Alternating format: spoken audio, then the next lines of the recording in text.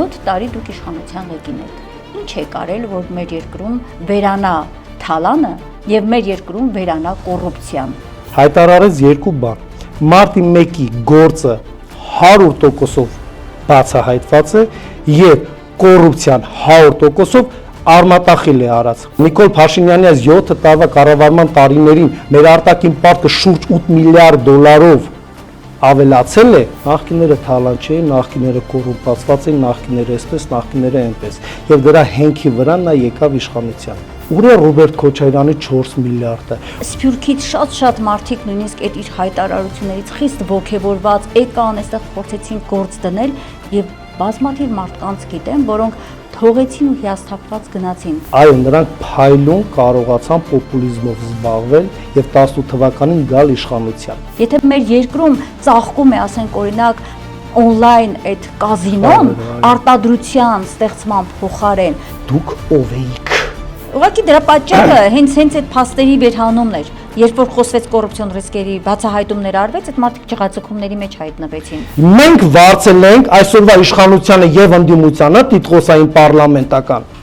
Վարձել ենք, որպեսզի մեզ ոչ թե մեր անձը, այլ մեր երկրի կենցաղավարությունը ճիշտ կառավարեն։ Այս տիկինը, որ այսպես ճաշկերույթներ է հրավիրում բարեգործության անվան տակ, վճարեք եկեք մասնակցեք իմ ճաշկերույթներին։ Տիկին Աննա Հակոբյան, եթե ձեզ համար հաջողակ տղամարդ այն է, որ ձեզ 10 միլիոն դրամ փող է բերում տալիս եւ տուփով ոսկի նվեր է տալիս, Լևոն Տեր-Պետրոսյանի կինը, Ռոբերտ Քոչարյանի կինը եւ Սերժ Սարգսյանի կինը, ասենք հարգանքի արժանի կանայք են։ Ոչ adekvat մարդիկ շատ վտանգավոր են, թե մեքենայի ղեկին, թե երկրի ղեկին։ Իմ երկրի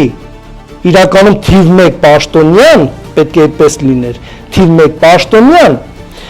մայչկայով հասկացան եղանակը տաք է, տրնե դուր է ընկել, ինչ որ կին է ման գալիս, ասա տեսնում էդի հաստատ ես եմ կառուցել ովակ քեզ։ Ողջույն սիրելի հայրենակիցներ, մենք հաղորդաշարն է Հայք News լրատվականի եթերում, հյուրս այսօր տնտեսագետ, կառավարման փորձագետ Ռոլանդ Մարտիրոսյանն է։ Շնորհակալ եմ, պարոն Մարտիրոսյան, հրավերս ընդունելու համար։ Ես եմ շնորհակալ հրավիրելու համար։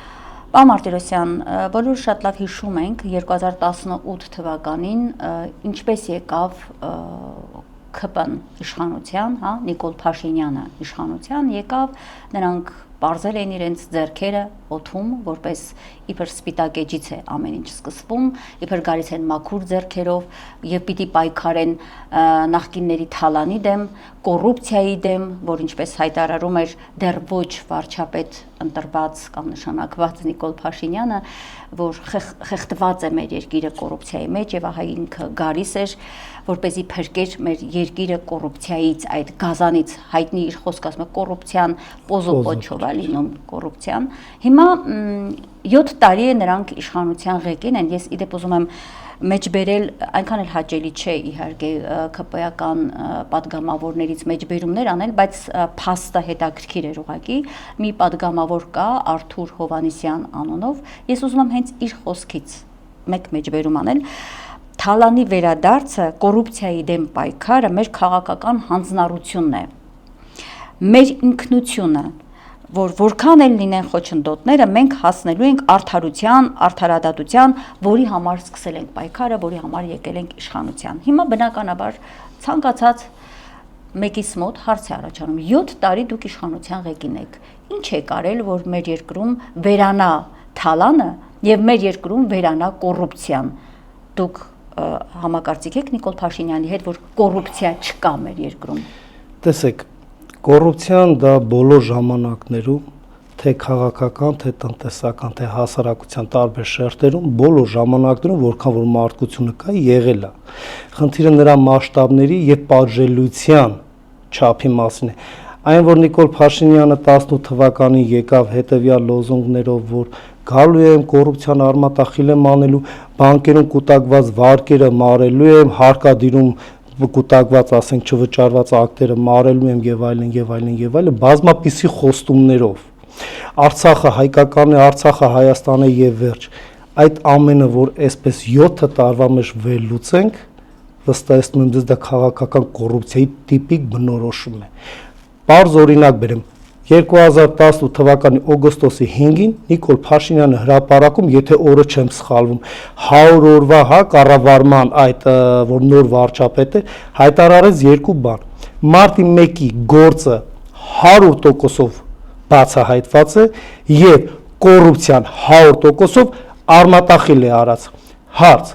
7 տարի է մարտի 1-ի գործով կա դատական վճիռ ուժի մեջ մտած։ Ոչ, սա քաղաքական կոռուպցիայի բնորոշում է։ Եթե կա մարտի 1-ի գործով, որը տասնամյակներով թմկահարվում էր եւ դա էլ այն գործողներից մեկն է, որ այսօրվա վարչապետը իշխանության է, եկեք չմոռանանք, որ կա մեկ իրավական վճիռ, որը Նիկոլ Փաշինյանին ճանաչել է մեղավոր մարտի 1-ի դեպքերով եւ նա դատապարտվել էր։ Եվ ինչ-ինչ գործողներից ելնելով դուրս է գալիս համաներման տակ ընկնելով երևի կամ ներողություն հայտելով կամ ներող հայտելով օրվա ղեկավար Սերժ Սարգսյանից եւ քաղաքական գործունեությամբ է զբաղվում։ Ինչ վերաբերում է այն մեկ այլ հայտարարությանը, որ կոռուպցիան 100%-ով արմատախիլ է արված։ Նման հասկացություն երբեք որևիցե մի երկրում, որևիցե մի հասարակության մեջ չի կարող լինի, դա աբսուրդ է։ Խնդիրը կոռուպցիայի քաղաքական եւ տնտեսական եւ նրա մասշտաբների մասին է։ Կոռուպցիան դա միայն բառ կամ բառակապակցություն չէ, դա հին հուներենից եկած է, որը որ մենք վերցանենք պաշտոնական դիրքի չարաշահում, անպատժելիության մթնոլորտ, հովանավորչություն, կաշառք տալ, կաշառք վերցնել, միջնորդ հանդիսանալ եւ կարող են բազմապիսի շարքը թվարկել։ Հիմա հարց է առաջանում։ Այդ բոլորը կան այսօր մեզանում թե չկան։ Ոչ միայն կան, այլ արված։ իհարկե դա բացառվում է արմատախիլ անել։ Տեսեք, եթե ավտոպետ տեսուչը կանգնեցնում է մեքենայի վարորդին 5000 դրամ վարորդը տալիս եւ ասում է բարի ճանապարհ, դա կոռուպցիա է, թույլատրելի չի, բայց դա պետության, տնտեսության, հասարակության անվտանգությանը չի սպառնում։ Դա պարզապես մեկ անձից գումարը գնում է, մեկ այլ անձի գրպանը, բայց երբ որ պետական մակարդակում միայն այն, որ Նիկոլ Փաշինյանի այս 7 տարվա կառավարման տարիներին մեր արտաքին պարտքը շուրջ 8 միլիարդ դոլարով ավելացել է եւ 8 միլիարդ դոլարի ես որպես տնտեսագետ Հայաստանի Հանրապետությունում կապիտալ արդյունք չեմ տեսնում, հա, նոր երկաթգիծ, ատոմակայան, ենթակառուցվածքներ, ճանապարհներ, տնտեսությունը ամբողջությամբ ենթակառուցվածք են բարեփոխումներ չեմ տեսնում, հարց է առաջանում այդ 8 միլիարդ դոլարը, որը շուրջ 8 միլիարդ կլինի Նիկոլ Փաշինյանի կառավարման տարիներին, որ մեր արտաքին պարտքը ավելացել է, ուր են այդ 8 միլիարդը, ուրեմն այն հիմնադրամի գումարները, որ բազմաթիվ ժուրնալիստներ ամեն աստծոր հարցադրումներ են անում եւ հարցերը մնում են անպատասխան, ուրեմն այն գումարները, որ Արցախյան պատերազմի ժամանակ մեր սփյուռքա հայերը փոխանցեցին Հայաստան, Հայաստանի Հանրապետության ազգաբնակչությունը հանգանակումներ արեց։ Ուրեն այն գումարները, որ 7 տարվա ընթացքում հավաքագրվում էր տարբեր հիմնադրամների միջոցով, ուրեն այդ գումարների արդյունքները եւ հաշվետվությունը։ Կամ եւս մեկ կոռուպցիոն դեպք կարող եմ ասել եւ ընդհանուր կքննարկենք, իսեր ասու, Աննա Հակոբյանը Հերթով գնանք կներեք այստեղ մեկ դիտարկում, օրինակ ես երբեմն լսում եմ մասնագետներից, որ երբ որ համադրում են, հազուգայարներ են տանում ներկա նախկին, հա, այսպես կոռուպցիոն երևույթների հետ կապված, շեշտում են հետեւյալը, որ նախկիններն էլ իհարկե բնականաբար կոռուպցիոն երևույթը եղել է, որևէ մեկը չի կարող հերքել, բազմաթիվ են փաստերը, բայց ասում են նախկինների օրոք կոռուպցիան նման բնույթ չի կրել։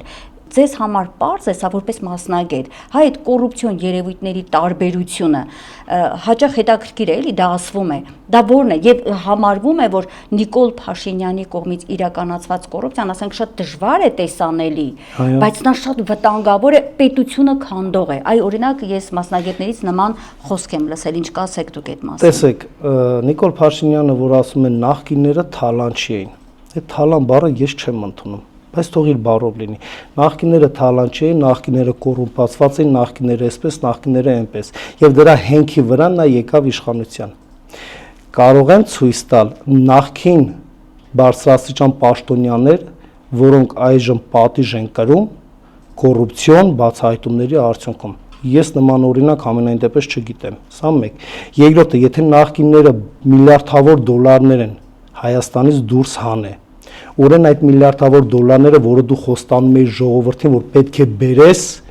եւ բաշխես հասարակությանը։ Նախկինները սա են արել, նախկինները նա են արել, հասկացանք։ Դուք օրվա իշխանություն եք, ունեք իրավական բոլոր լծակները ներազդելու process-ների երևույթների վրա, հենց դա իշխանություն հասկացություն է, երևույթն է, տերմինն է, 7 տարվա մեջ դուք ինչով եք զբաղվում։ Ասում են հատիկ հետ ենք բերում։ Ինչ որ մեքենա է ետ բերել, հա, արտասահմանյան մակնիշի եւ մի քանի գումարներ ա բերել։ Այդ դեպքում պետական բյուջեի տարեկան նախագիծը, որ կազմվում է, այդ թալանը, որ ետ է բերել, ինչու այնտեղ նշված չի այդ մասին, որքան է ետ բերել, ուր է Ռոբերտ Քոչարյանի 4 միլիարդը, ուր է այդ 3 նախագահների ժամանակ գողացված շուրջ 30 միլիարդ դոլար դարելի գումարը Հայաստանի տնտեսության համար, որ ֆիզիկապես չէր կարող դա գոյանալ եւ դուրս գնալ երկրից։ Ստում են իրենք այդ մեծ չափերը ներկայացնելով, որպեսզի վարկաբեկեն նախկիններին, թե այստեղ ինչի հետ մենք գործ ունենք։ Այսինքն խափում են, պարզ հասկացնենք, էլի մեր ժողովուրդը հասկանա, այդ գումարային այդ նկարագիրը, որ ներկայացնում են թե Ռոբերտ Քոչարյանի հետ կապված, թե Սերժ Սարգսյանի նախկին համակարգի հետ կապված, չափազանցված է։ Ոչ միայն չափազանցված, այլ իրավական հիմք չկա, այդ դեպքում թող բացահայտեն։ Հա, իհարկե։ Ուր է քննչական կոմիտեն, ուր է դատախազությունը, ուր է արդարադատության նախարարությունը, ունեն հատուկ ծառայությունները։ Ինչու 7 տարի չի բացահայտում գետ 1 դեպք։ Դուք ունեք հարցի պատասխանը, կներեք, ինչու հարցի, ինչուն հնչեցնում եք, ունեք որպես մասնագետ, ինչու են թաքցնում, հա, ճիշտ եք ասում, եթե ասում են պիտի հատիկ թալանածը հետ բերենք, ինչու են թաքցնում, կամ թալանը ուրեմն չի եղել, ստում են այսինքն, կամ թաքցնում են, որ ինչ անեն։ Տեսեք, այդքան հեշտ չի ինչ-որ մի բանը ետ բերել անգամից բացահայտման դեպքում, որտեղ դա ժամանակի ընթացքում կապիտալիզացվել է բիզնեսի տեսք է ստացել եւ դարձել են հարկատուներ տնտեսվարող սուբյեկտներ, նախկին իշխանությունների, ասենք ազգականները, բարեկամները, որ այսօր տնտեսվարող սուբյեկտներ են։ Դա դեռ պետք է պարզել, որտեղից այդ գույքը կամ այդ ֆինանսական ռեսուրսները, որ նրանք բիզնեսով են զբաղվել։ Նիկոլ Փաշինյանն իր հայկական ժամանակով տարիներ շարունակ թմկահարելով 4 միլիարդ դոլար, տարիներ շարունակ թմկահարելով 30 միլիարդ դոլար թիվը, գիտեք այնքան գեղեցիկ է, ինչու են ասում 4 միլիարդ, իսկ միգուցե 8 միլիարդ 746 միլիոն է, հոգեբանորեն կասում դա, ինչու են ասում 4 միլիարդ, միգուցե 3 միլիարդ 644 միլիոն է, ինչու հենց 4 միլիարդ, այդ կլոր թվերը 30, 4, 10, 40, դրանք հեշտ է եւ հեշտ է հրացում հասարակություն, իհարկե, հասարակությունը չի կարող հեշտ հիշել 3 միլիարդ 446 միլիոն դոլար Ռոբերտ Քոչարյանը գողացել է կամ այդքան կապիտալ ունի, հասարակությունը կարողանում է հեշտ հիշել 4 միլիարդ դոլար։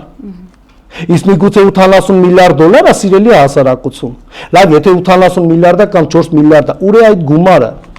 Ինչ վերաբերվում է քաղաքական տեխնոլոգիա է, միանշանակ տեխնոլոգիա է, դա քննարկման ենթակա չի։ Հակառակ դեպքում թող բացահայտեն, հասարակության ի ցույց դնեն։ Շատ լավ։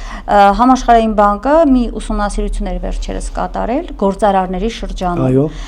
Եվ այդ հարցումները կատարված ցույց էին տվել, որ խոշոր բիզնեսը Հայաստանում գործարարության համար հիմնական խոչընդոտը խոշոր բիզնեսի կոռուպցիան է։ Տեսեք, միշտ ասում էր Նիկոլ Փաշինյանը մենաշնորհները վերացնելու եմ, չէ՞, պիտի ներդրողներ կան, ներդրումներ պիտի, հիշում եք ինչքան էր խոսում դրա մասին։ Մեր Սփյուռքից շատ մարդիկ նույնիսկ այդ իր հայտարարություններից խիստ ոգևորված եկան, այստեղ փորձեցին գործ դնել եւ բազմաթիվ մարդկանց գիտեմ, որոնք թողեցին ու հիասթափված գնացին, որովհետև հասկացան, որ գործ ունեն ստի, գործ ունեն քաղաքական պոպուլիզմի հետ, որը իրականում չիրականացավ։ Հիմա կուզեմ դուք այդ ներդրումների մասին խոսեք, հա շատ էր, չէ՞ ասում, գալու են, ներդրումներ են անելու, զարգացնելու են տնտեսություն, այդ ուր են։ Ինչ եղավ։ Տեսեք, քաղաքական գործիչները, նամանավանդ բարձրաստիճան պաշտոնյաները, իրավունք չունեն ստելու երևույթները աղավաղելու։ Դա շատ վտանգավոր է տնտեսության զարգացման եւ առհասարակ հասարակության բարեհոգեբանական երևույթի համար։ Այսօրվա մեր իշխանությունը եւ իշխանության առհասարակ իշխանավորները, այո, նրանք փայլուն կարողացան պոպուլիզմով զբաղվել եւ 18 թվականին գալ իշխանության։ Ներդրումները, այո, տարեստարի նվազում են տնտեսության բոլոր ոլորտներում։ Սա մեկ չի կարող օտար երկրյա տնտեսվարող սուբյեկտը գալ Հայաստանի Հանրապետությունում ներդրումներ անի, տեսնելով այնպիսի վարչապետ, որը ազգային ժողովում, ասենք, ձեռքերով այնպիսի ժեստիկուլյացիա անում, մարդ չգիտի ծիծաղի, թե լալ։ Կամ ազգային ժողովում պատգամավորների կեցվածքը եւ ընդդիմության եւ իշխանության, չէ որ օրվա իշխանություններն են մշակում երկրի արտաքին եւ ներքին քաղաքականությունը, որը տնտեսությունն է, չէ որ օրվա իշխանություններն են մշակում հարկային օրենսգիրքը, մաքսային օրենսգիրքը, տուժ տուգանքները, հարկային արտոնությունները, տնտեսվարող սուբյեկտը չի կարող հենց այնպես գումարը վերցնել գալ եւ Հայաստանում ինչ-որ գործունեություն ծավալել։ Նա պետք է ուսումնասիրի այդ երկրի իշխանության վարկագիծը, նրա արտաքին քաղաքականության ուղղվածությունը, տնտեսության կառուցվածքը, ազգաբնակչության գրագիտությունը, աշխատուժի թվաքանակը, հարկային արտոնությունները, մաքսային արտոնությունները, չէ՞ որ նա պետք է գա գործունեություն ծավալի եւ եկամուտ ունենա։ Նա չի տեսնում քաղաքական գործոնով տնտեսության, սեփականության իրավունքը, սեփականության պաշտպանության իրավունքը, բազմաթիվ պայմաններ եւ օրինակներ կարող են բերել, նա ելնելով այդ անվտանգային գործոնից ներդրումներ չի անում։ Այո, Հայաստանի Հանրապետությունում այս վերջի 7, շուտով կլինի 8 տարի, որ սա իշխանության է, Հայաստանի Հանրապետությունում, այո, օտար երկրյա ներդրումները պակասել են, ինչպես նաև ներքին ներդրումներն են պակասել։ Վստահության խնդիր կա։ Բացարձակ վստահության խնդիր կա։ Տեսեք, եթե օտար երկրյա քաղաքացին ելնելով անվտանգային գործոնից Հայաստանի Հանրապետությունում ներդրումներ չի անում, այդ դեպքում ինչու Հայաստանի Հանրապետության ռեզիդենտ, այսինքն մեր երկրի քաղաքացի, որը գործունեություն է ծավալում, բիզնեսմեն է, ինչու բիզնեսը չի խոշորացնում, կամ բազմաթիվ դեպքեր, որ բիզնեսը փակում են, տեղափոխում են դուրս, կապիտալի արտահոսք ունենք։ Տեսեք, կարևոր թիվ 1 երաշխիքը տնտեսության ոլորտային եւ ֆունկցիոնալ զարգացման թիվ 1 երաշխիքը ոչ թե անձն է եւ իր ֆինանսական ռեսուրսներն են, այլ թիվ 1 երաշխիքը օրվա իշխանություն է, որքանով նա adekvat, ինչպիսի, ասենք, քաղաքական ուղղվածություն ունի, ինչպիսի դաշնակցային հարաբերություններ է ձևավորում տարբեր երկրների հետ, ուժային կենտրոնների հետ, ինչպիսի արտաքին եւ ներքին պարտք ունի, բանկային բոլորը հաշվի է առնում։ Ընդհանրապես ներդրողը ուսումնասիրում է X երկրի, X պայմանական ասեմ, ոմն անգլիացի Ջոն Սմիթը ուզում է Հայաստանի Հանրապետությունում խոշոր գումարներ դնի։ Ջոն Սմիթը ուսումնասիրում է երկրի բնակչության թվաքանակը, ծնելիությունը, թոշակառուները, աշխատուժի շուկան, քանակը, իշխանավորների որակը, գիտելիքները, մակարդակը, սահմանների անվտանգությունը, ռեսուրսների, էներգետիկ ռեսուրսների կայունությունը, էլեկտրոէներգիայի անխափանությունը, ամբողջ համալիրը ուսումնասիրում։ Եթե Ջոն Սմիթը ուսումնասիրում է Հայաստանի պարագայում, այդ ամենը ինչ եզրահանգման է գալիս։ Միանշանակ Հայաստանի Հանրապետությունը բարենպաստ երկրի ներդրումներ անելու համար, ես եւ դուք լինեք Տիկին Սիմոնյան Ջոն Սմիթի փոխարեն նույն որոշումն էին կայացնելու։ Այսինքն մենք կարող ենք արձանագրել, որ Հայաստանում, ինչպես արտաքին քաղաքականության մեջ այս իշխանությունը վարում է ոչ վստահելի, գործընկերոջ քաղաքականություն, թե Ռուսաստանի պարագայում է այդպես, թե Արևմուտքի պարագայում է այնպես, չէ որ իրենք Արևմուտքի հետ ազնիվ են խաղում, այսինքն իրենց խաղը թե արտաքին քաղաքականության մեջ է վատ, ձախողված, քանի որ անվստահելի գործընկերոջ արդեն անուն ունեն, եւ նույնը կատարում է տնտեսական հարթության մեջ։ Այդ դեպքում, եթե եւ արտաքին քաղաքական դաշտում եւ տնտեսական դաշտում մեր պետությունը լրջագույն խնդիրների առաջ է կանգնում, պարոն Մարտիրոսյան, մեկ այդ դաշտում եւս փլուզվում է ամեն ինչ, այսինքն ասում ենք, չէ, չունենք տնտեսություն, գյուղատնտեսությունը, արտադրությունը ոչինչ նորմալ վիճակում չէ։ Եթե մեր երկրում ծաղկում է, ասենք օրինակ, on-line այդ կազինոն արտադրության ստեղծման փոխարեն եւ մեծ փողեր ստանալու համար երիտասարդները գնում այդ on-line կազինոյում, որի տերը Վիգեն անունով անձն է եւ ֆինանսավորվում, այո, ոչ թե ֆինանսավորվում, այլ ուղղորդվում է այս իշխանության կողմից, հովանավորվում է, ինքն էլ հովանավորում է այս իշխանությանը։ Արդեն տեսանք, Գյումրիում լուրեր տարածվեցին, որ ընտրական գործընթացներին է արդեն նաև մասնակցում Սույն անձը ֆինանսավորելով ի պաշտպանություն, տվյալ իշխանական տեխնատուի։ Հիմա մենք էս ինչի հետ գործ ունենք։ Այսինքն մեր տնտեսությունը զարգացնելու փոխարեն on-line կազինոներն են զարգանում, ինչերն են զարգանում։ խաղերը, որոնք մեր երեխաների ուղեղի վրա ազդում են։ Ես կուզեմ, որ դուք որպես մասնագետ այդ վտանգներին Տեսեք, Տիկին Սիմոնյան, դուք շատ հետաքրքիր այսպես շարադրեցիք հարցրի եւ հիանալի հարցադրում փորձեմ հակիրճ լինել։ Նախ առաջին հերթին գյուղնախարարություն բառը մեջ բերում արեցիք։ Մարդկությունը բոլոր ժամանակներում զբաղվել է հողագործությամբ, անասնապահությամբ, հավաքչությամբ, որսորդությամբ։ Հայաստանի Հանրապետության այսօր հողային ռեսուրսների շուրջ 60%-ը անմշակ են մնացել ցավոք։ Հայաստանի Հանրապետության ջրային ռեսուրսները անարդյունավետ են ծախսվում։ Հայաստանի Հանրապետության գյուղաբնակ հասարակությունը անորոշության մեջ է եւ Հայաստանի Հանրապետությունը ունի գյուղնախարարություն, որը պետք է համակարգի այս համակարգային կարևորագույն կենսական ազգային անվտանգությանը վերաբերվող ոլորտին, եթե չլինի սնունդ, ներողություն, ինչպես պետք է մարդը ապրի, չէ՞ որ գյուղը տալիս է սնունդը, քաղաքը վերամշակում է այն եւ օգտվում են բոլորը եւ ավելցուկը արտահանվում է։ Պարզ տնտեսագիտական միտք ասեցի։ Երկրորդ, ինչ վերաբերվում են խաղերին, այս 25 թվականի եռամսյակի հարկային խոշոր 1000 հարկատուների ցուցակում տարօրինակ է, բայց խաղադրույքները առաջի տեղում են, իսկ բոլոր ժամանակներում քաջարանի պղնձամոլիբդենայինն է եղել։ Այսինքն Սյունիքի խոշոր գիգանտ հանքարդյունաբերությունը խոշոր հարկատուների ցանկում չի,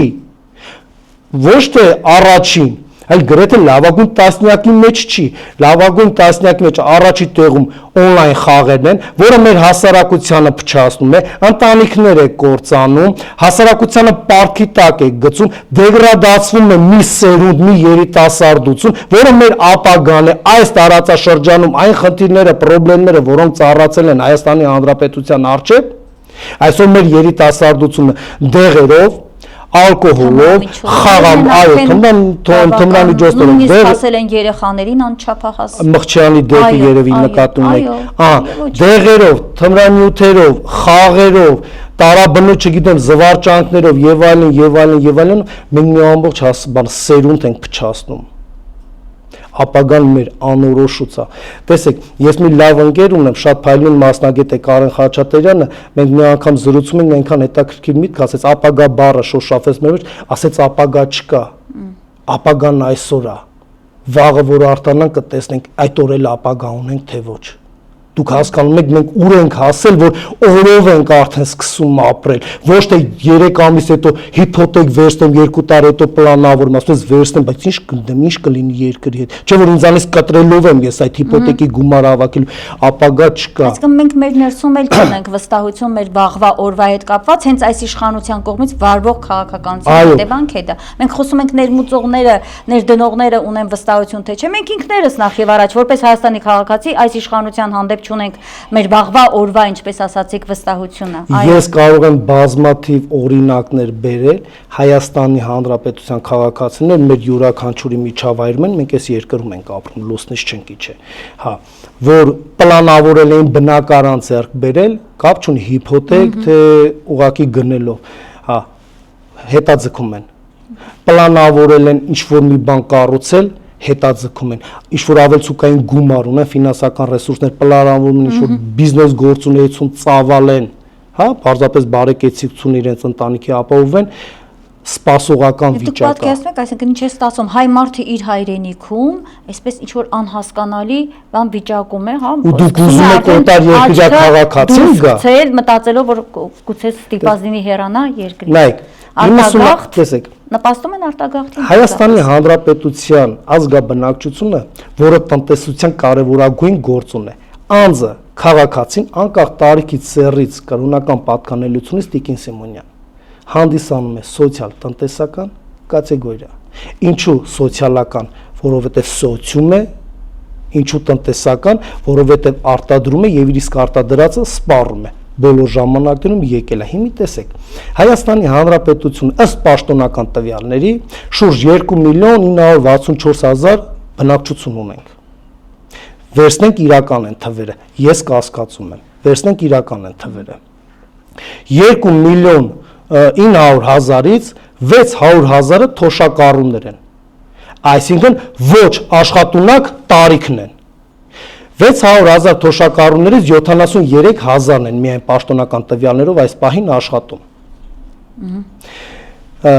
Անչափահասները, մեր ոչ մինչ աշխատունակ տարիքը, անչափահասները եւ երիտասարդային աշխատուժը, որը այսօր շուրջ 800,000-ն է գրանցված աշխատողներ, ընդհանուր մեր պատկերը, որ վերցնում ենք, ըստ ՄԱԿ-ի տվյալների, եթե ազգաբնակչության 7%-ը թոշակառուներ են, 55+ է, ազգը համարվում է ծերացող։ Եթե ազգաբնակչության թոշակառուների թիվը 14 եւ ավելի տոկոս է կազմում, համարվում է այդ ազգը ծերացած։ Հայաստանի Հանրապետությունը վերցնենք 3 միլիոն ազգաբնակչություն ունի, ունենք 600,000 թոշակառու, այսինքն մեր թոշակառուների թիվը 20%-ն է մեր հասարակության, նշանակում է մենք այդ 14%-ն էլ ենք գերազանցել, մենք ծերացած ազգ ենք, իսկ պետության, տնտեսության, անվտանգության թիվ 1 երաշխիքը դա մարդկային ռեսուրսն է, գրագետ ռեսուրսն է, երիտասարդությունն է, ծնելիությունն է, այսօր մեր ծնելիությունը եւ արտագաղթում հիմնական ոչ թե թոշակառուները, այլ արտագաղթում են երիտասարդները իրենց անչափահաս երեխաներով։ Դե հիմա ի՞նչ է անում իշխանությունը, որ երիտասարդը մնա իր երկրում։ Ոչինչ։ Իսկ ձեզ չի թվում, որ ինչ-որ մի բան ուզում է անել, որ մեր երիտասարդությունը մնա այստեղ։ Դե օնլայն խաղերով է տարվել մեր երիտասարդությունը ակամա, հա, այնտեղ իդեպ ասեմ աշխատողները բավական բարձր աշխատավարձ են, դու պատկերացնում եք ինչ է կատարվում։ Այնքան վտանգավոր է, երբ որ երիտասարդ ընտանիքը լքում է Հայաստանը իր անչափահաս երեխաներով եւ ընդմիշտ։ Եթե նա լքում է, նշանակում է Հայաստանի Հանրապետությունում ծնելիություն նաեւ օբյեկտիվորեն է նվազում։ Դե ժողովրդագրական պատկերն էլ խաթարվում է։ Հայաստանի Հանրապետության ազգաբնակչությունը ոչ միայն ծերացել է ՄԱԿ-ի գործոնով,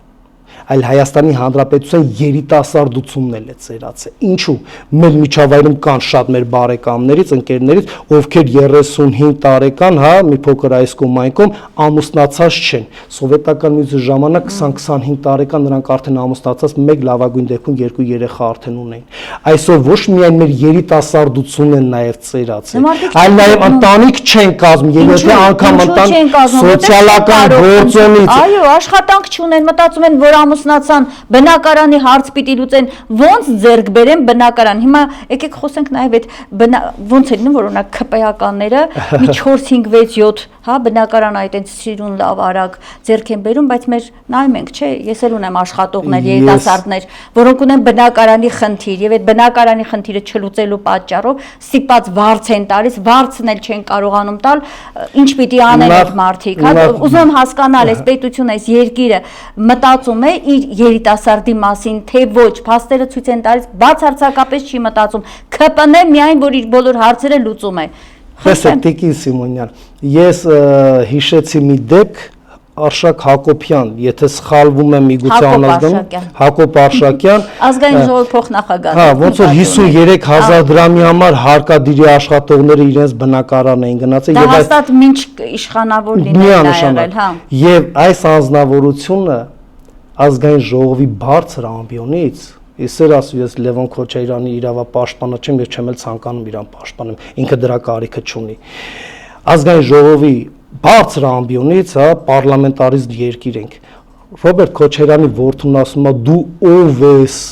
կշպրտեմ դու ինչ-որ տես բաներ, իսկ ներողություն, դուք ով էիք։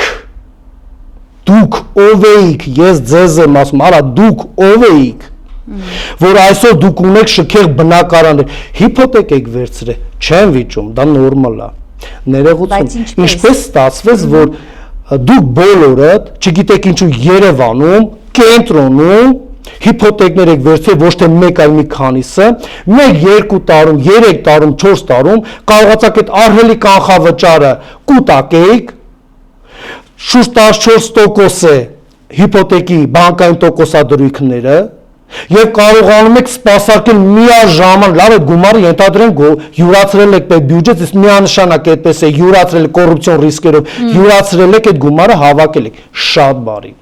Միաժամանակ 2-3 բնակարան եք հիփոթեք ձեռք բերել, շատ լավ եք արել։ Իսկ ներողություն, այդ որ 1 միլիոն մի քանի 100,000 դրամ աշխատավարձ եք ստանում։ Դուք ո՞նց եք կարողանում եւ այդպես շոփ ցվալ կյանքով ապրեք եւ միաժամանակ այդ հիփոթեկները սպասարկեք։ Իսկ միգուցե այդ կախարդական փայտիկը Նիկոլ Փաշինյանի, որը ժամանակին լաչարդիմադիր քաղաքական գործիչ է, իսկ միգուցե այդ կախարդական փայտիկը վերջի գտել եք Ալիսայի հրաշալիքների Լավ մուտիկից։ հարց տվեցիք, երևի։ Չէ, իրը միգուցե գտել են այդ Որովհետև որ նա փայտիկը։ ասում է 4 աշխատավարձով ապրող ԿՊ-ականները հիմա արդեն Նիկոլ Փաշինյանը նաև ընդդիմադիր եղած ժամանակ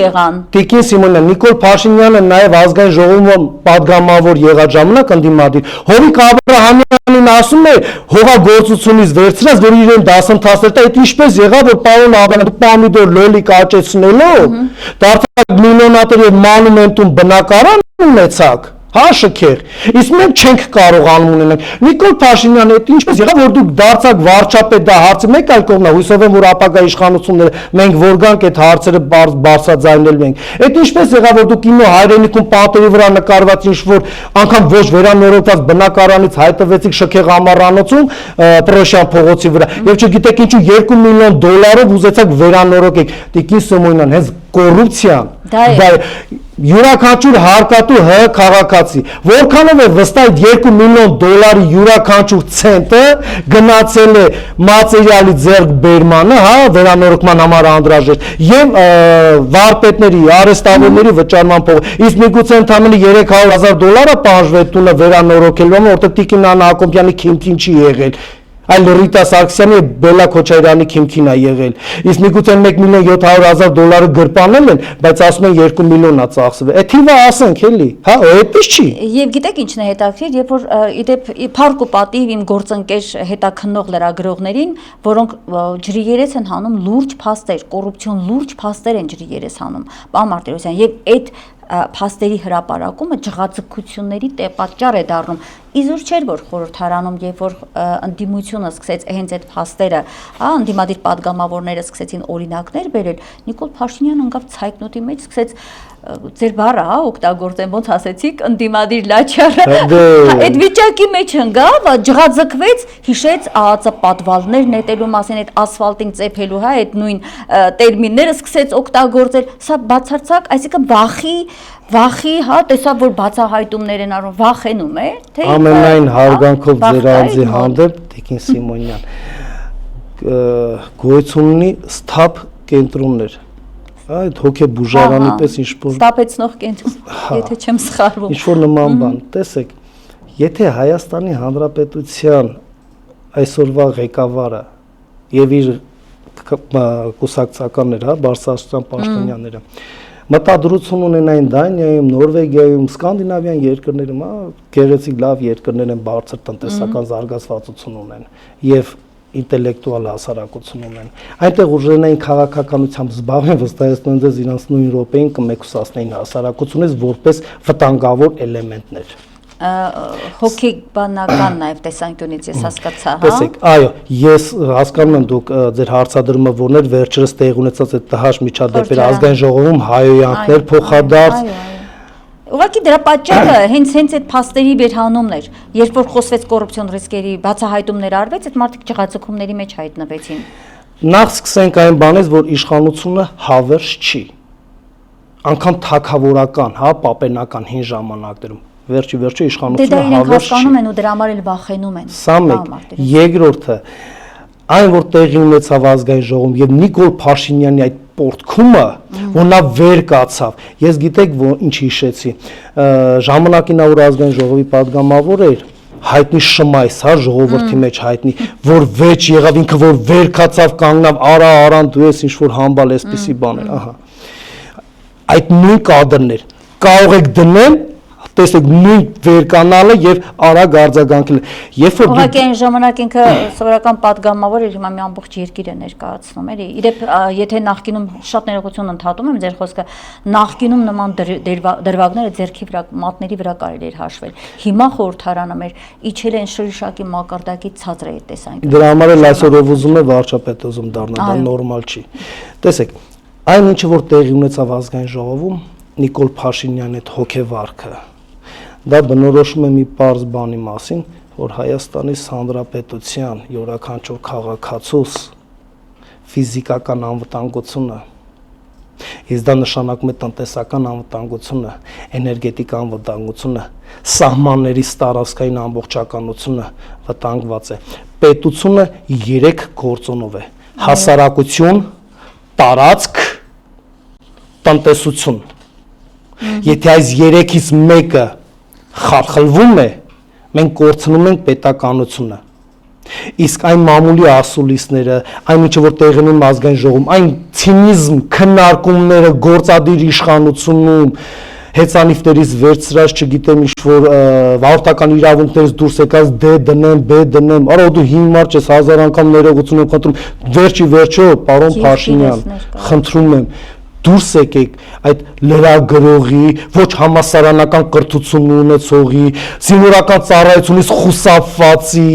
հա, ասենք քաղաքական PR-ների եւ այլնից դուրս եկեք, դուք դրա կարիքը չունեք, դուք արդեն իշխանություն եք։ Դա եթե 18 թվից ենկոմ ասեի ձեզ, հասկանալի կլիներ, ուզում եք գաք իշխանության, բայց դուրս եկեք, դուք դրա կարիքը չունեք, դուք արդեն երկրի ղեկավար եք, վերջի պետք է հասկանաք, որ դուք երկիր եք ղեկավարում, դուք մեզ եք ղեկավարում։ Տիկին Սիմոնյան, եւ ճակատագիրն եք տնօրինում,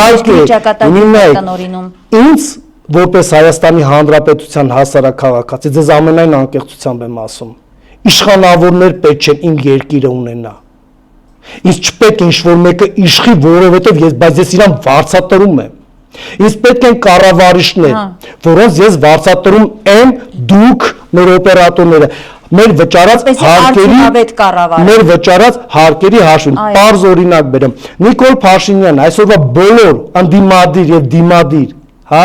քաղաքական վերնախավը, տիտղոսային ընդդիմությունը եւ իշխանությունը, հա, աշխատավարձ են ստանում։ Ոչ թե հանրային բարիք ստեղծելով, արտահանելով կամ հանրային բարիք դրսում արտադրված են ներմուծում են Հայաստանի Հանրապետություն վաճառքի համար, ոչ։ Նրանք պարզապես աշխատում են, որպեսզի Հայաստանի Հանրապետության յուրաքանչյուր քաղաքացու բարեկեցությունը բարձրանա։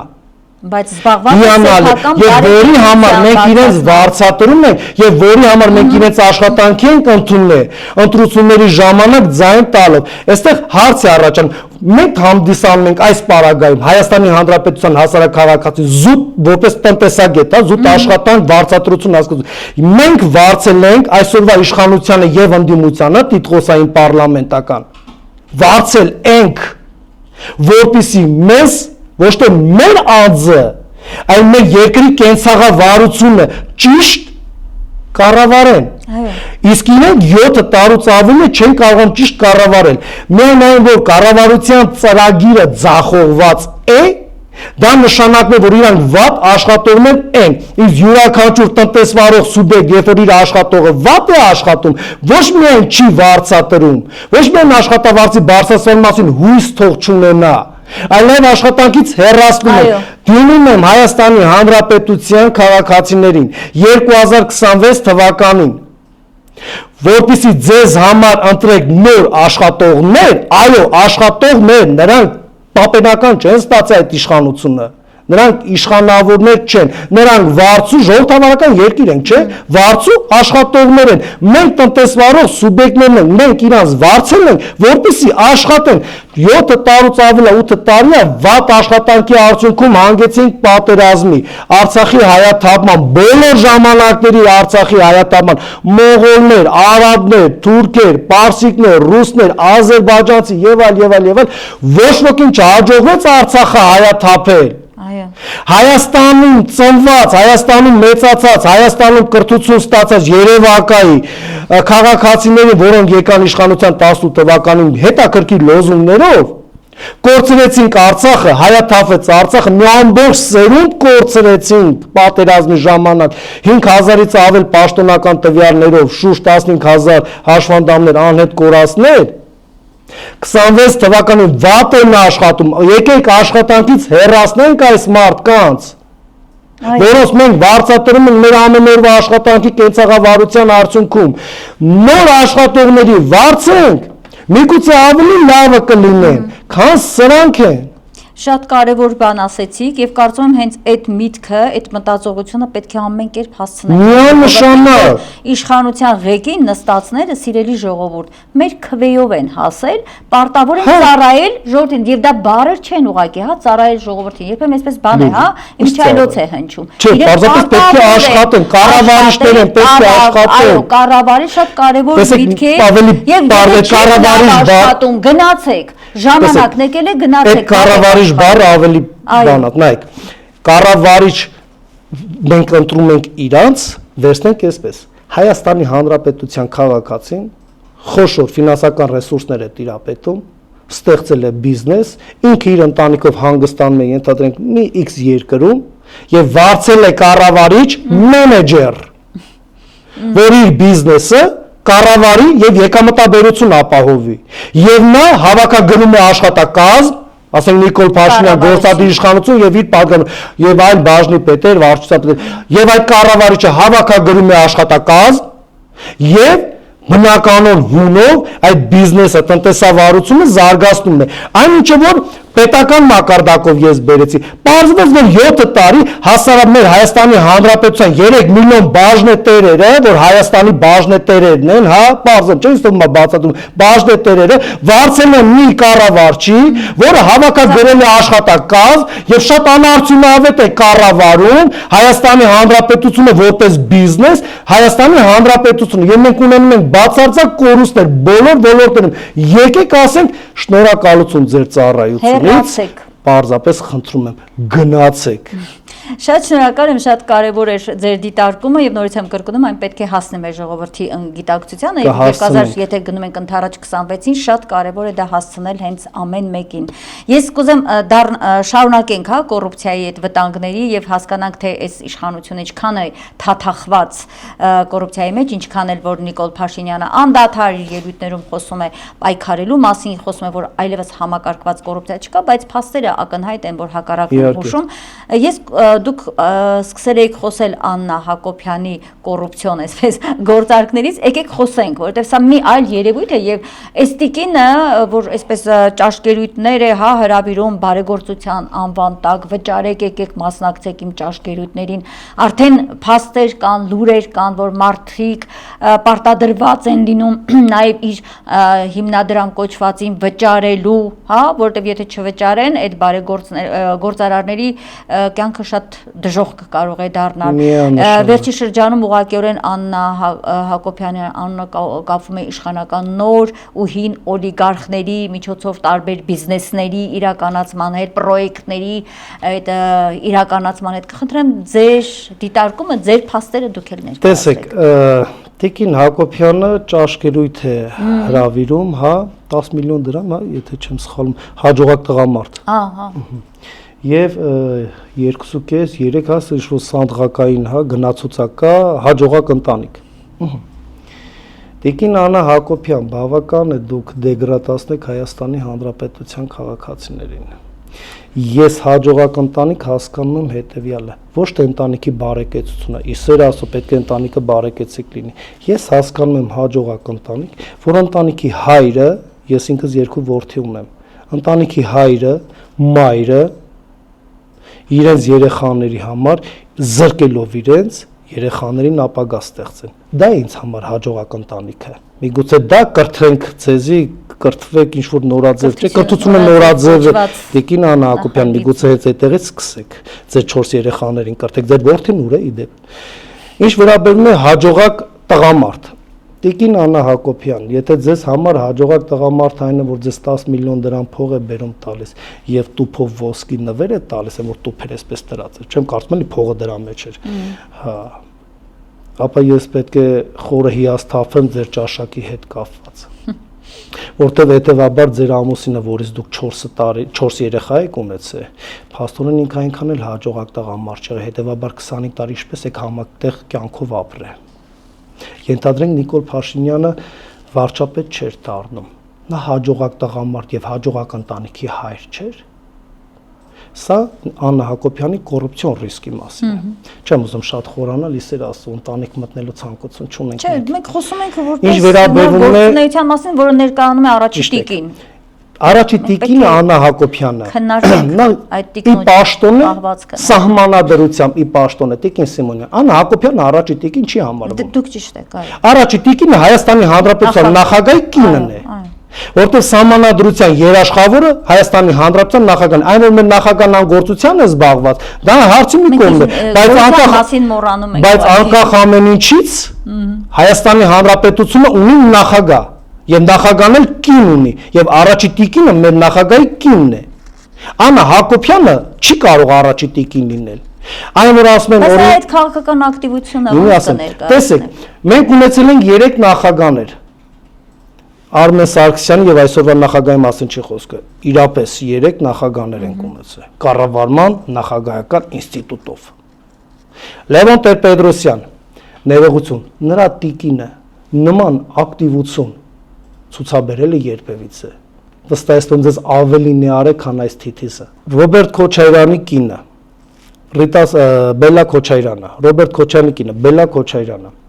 այսպիսի ակտիվություն չի ցուցաբերել։ Ուզում եք ասեք մանկապարտեզ դպրոցներ, մանկատներներ, ծերանոցներ այդ կինը չի այցելել, իհարկե այցելել է։ Սերժ Սարգսյանի կինը, Ռիտա Սարգսյանը, ես հիշում եմ, որ այդ կինը գրեթե ամեն օր մանկապարտեզներում, դպրոցներում, տարբեր սոցիալական կենտրոններում,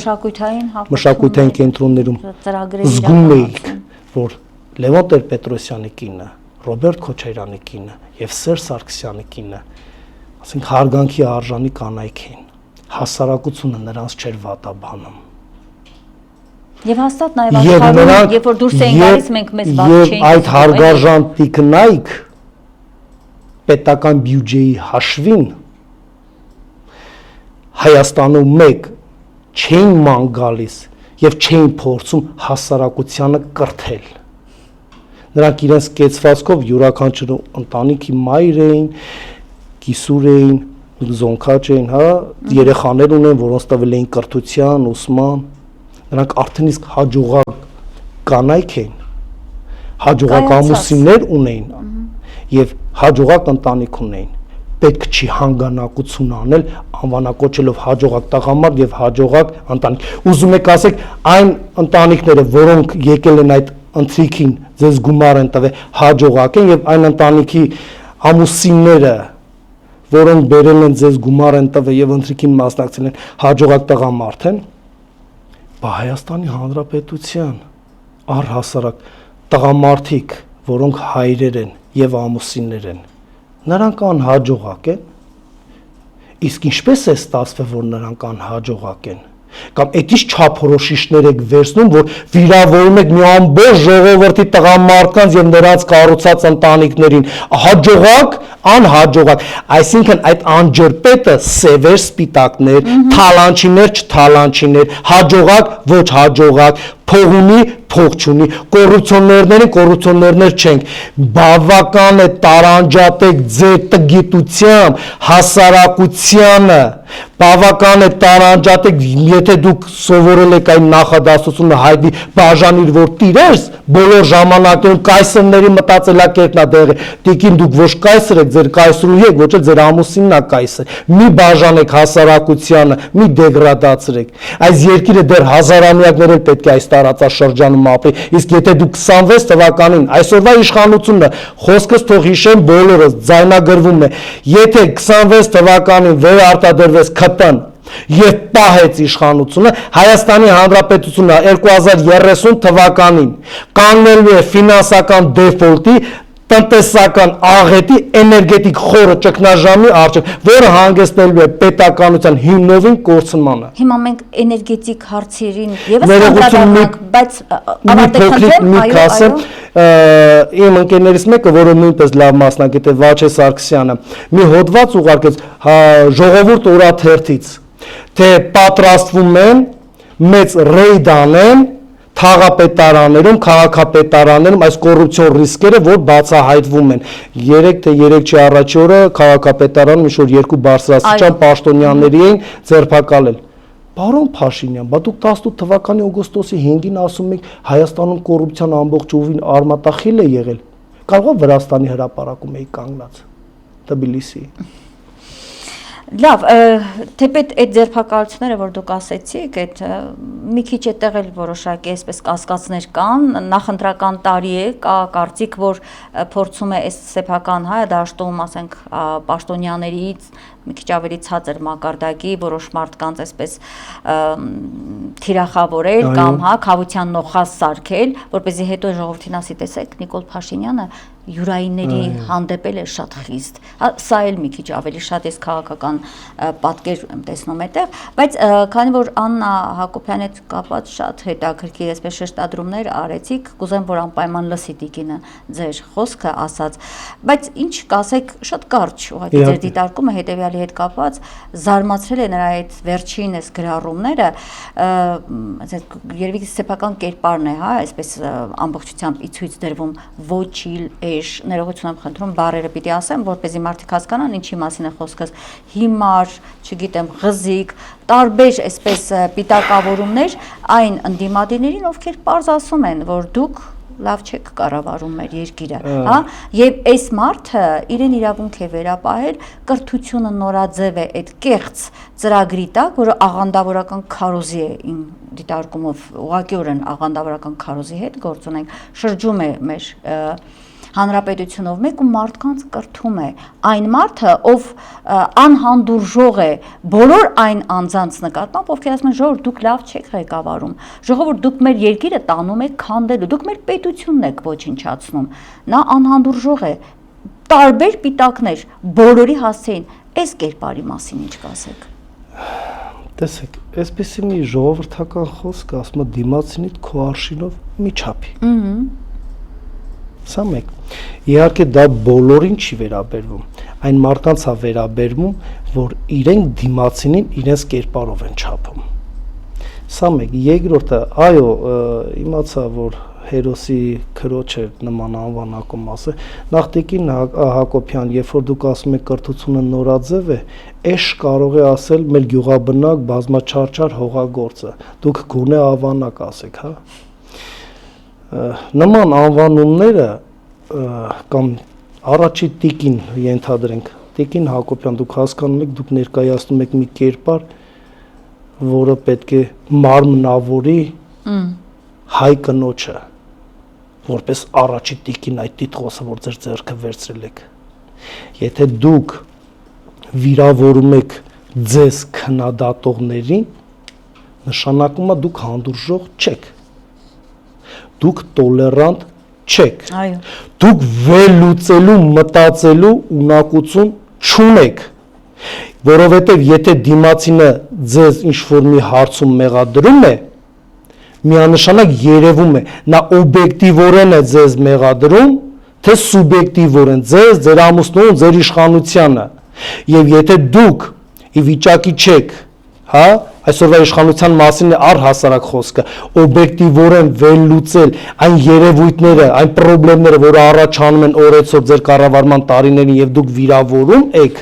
նշանակում է դուք adekvat եք, իսկ ոչ adekvat մարդիկ շատ վտանգավոր են, թե մեքենայի ղեկին, թե երկրի ղեկին։ Առավել եւս երկրի ղեկին, մեր եթերաժամանակը ճիշտ ասած մոտենում է ավարտին, բայց շատ կարևոր 1-2 հարց կա, կուզեմ որ անդրադառնանք, նախ գնումների հետ կապված, եթե կարելի է կարճ, տեսեք, պետական բյուջեի հաշվին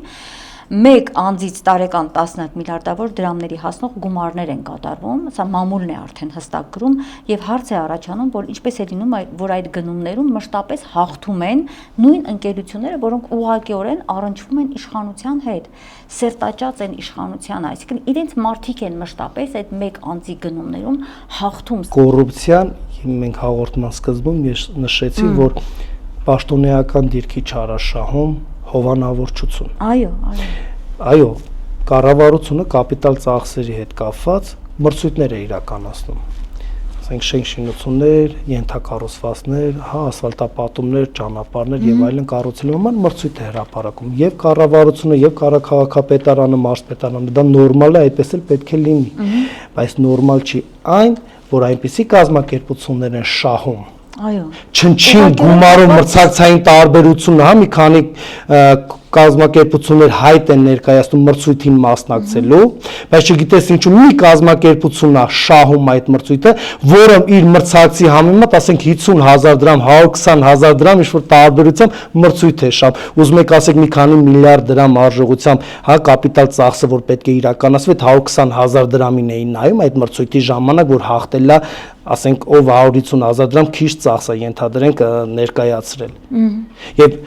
երբ որ գնում ես այդ շահող կազմակերպության ակունքները, տեսնում ես մի 2-3 տարվա նորաստեղծ կազմակերպություն է, որը վայելում է առաջանում։ իշխանության հովանավորությունը։ Եվ էլ ավելի ես խորանում, հա, գնալով այդ կազմակերպության հետքերով, տեսնում ես, որ ուղիները տանում են դեպի այսօրվա իշխանության բարձրաստիճան իշխանավորներին։ Ամեն ինչ ասված է։ Էլ կոռուպցիան, հովանավորչություն, պաշտոնեական դիրքի չարաշահում, անպատժելիության մթնոլորտ ինչպես է լինում, եւ էլ չասած, որ կատարված աշխատանքները թերի են,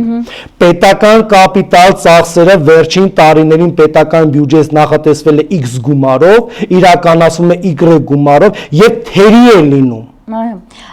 պարոն Մարտիրոսյան, մեկ դիտարկում եւս եւ անցնենք առաջ, վերջերս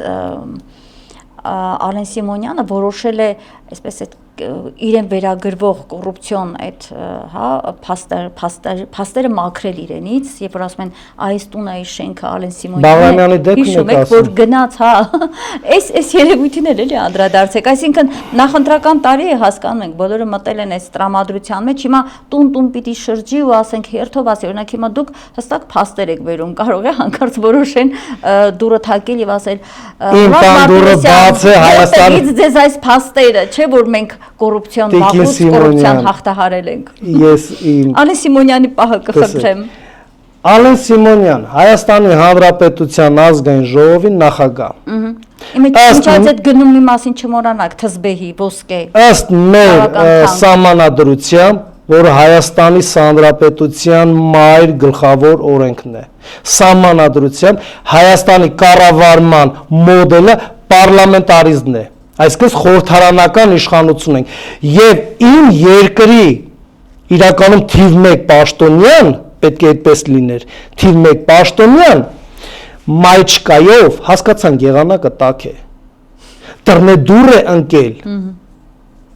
ինչ որ կին է ման գալիս, ասա տեսնում, էդի հաստատ ես եմ կառուցել, ով է քեզ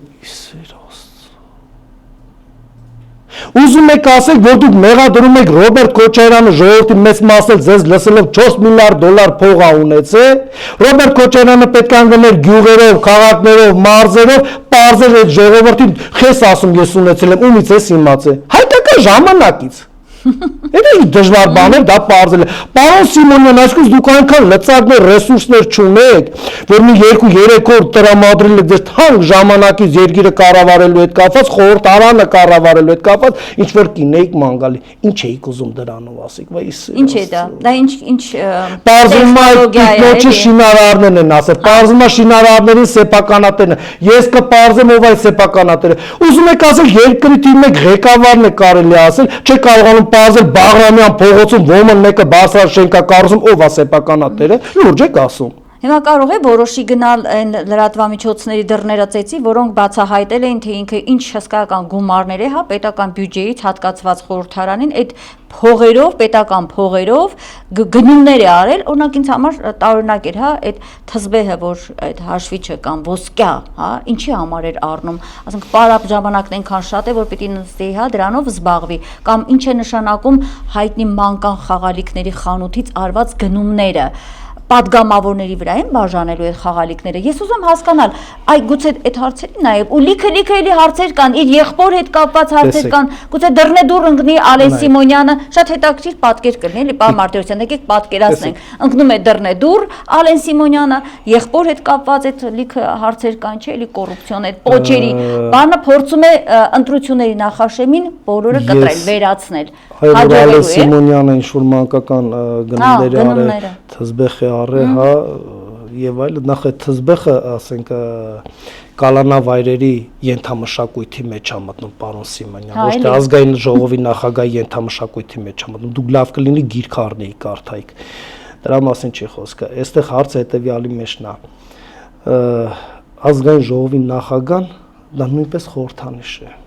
Եթե նա դռնե դուռ ընկնում է, ման է գալիս ինչ-որ մեկին, դա արդեն լավ չի։ Խնդիրը ստեղ հետևյալի մեջն է, որ Հայաստանի Հանրապետության, պարոն Սիմոնյան, դուք որ նման շքեղ գնումներ եք անում, դուք Հայաստանի Հանրապետության բնակչության աղքատության վիճակագրական կոմիտեի տվյալներին ծանոթացել եք, քանի տոկոսն է։ Չէ՞ որ դուք եկաք իշխանության, մենք ձեր մասն ենք։ Եթե դուք եկաք հեղափոխության հենքի վրա, բայց իրականում իշխանազավթում տեղի ունեցավ, դուք եկել եք հեղափոխության հենքի վրա, դուք ուրեմն պետք է ապրեք այնպես,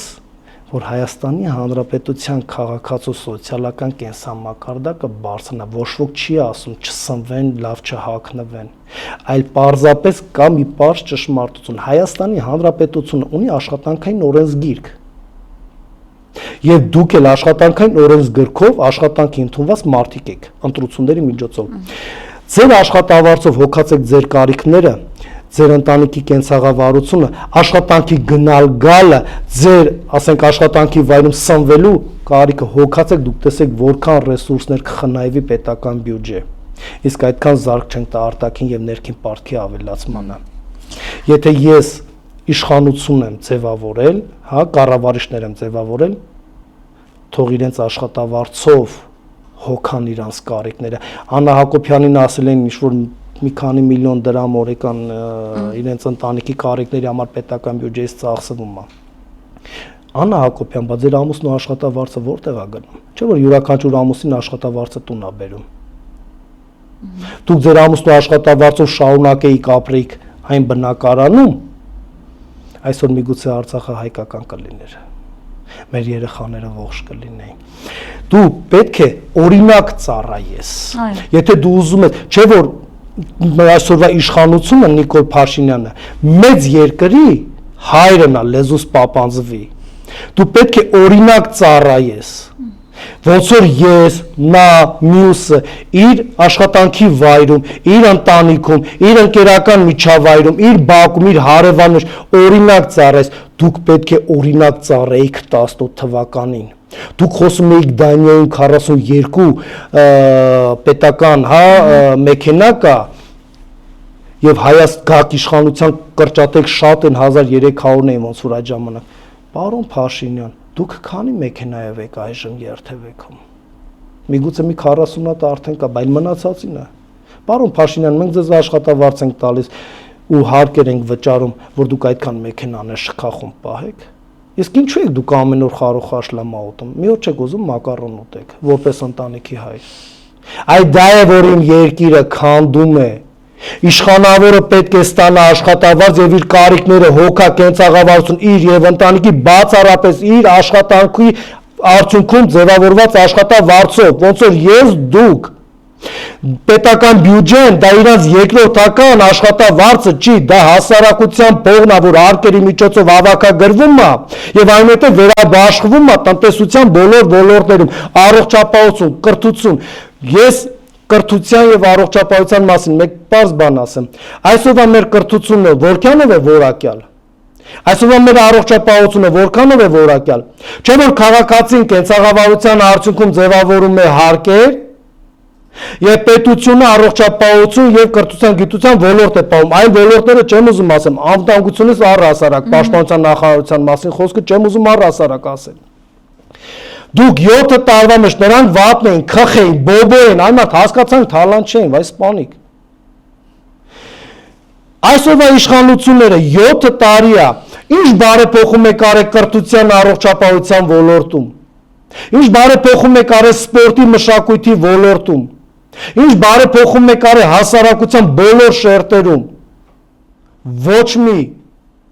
պարզապես գումարը կա, անարդյունավետ ծախսվում է, ոմանք հարստանում են, հասարակությունն գնում է դեպի կործանման, անդունդ, աղքատացման, ըստ պաշտոնական տվյալների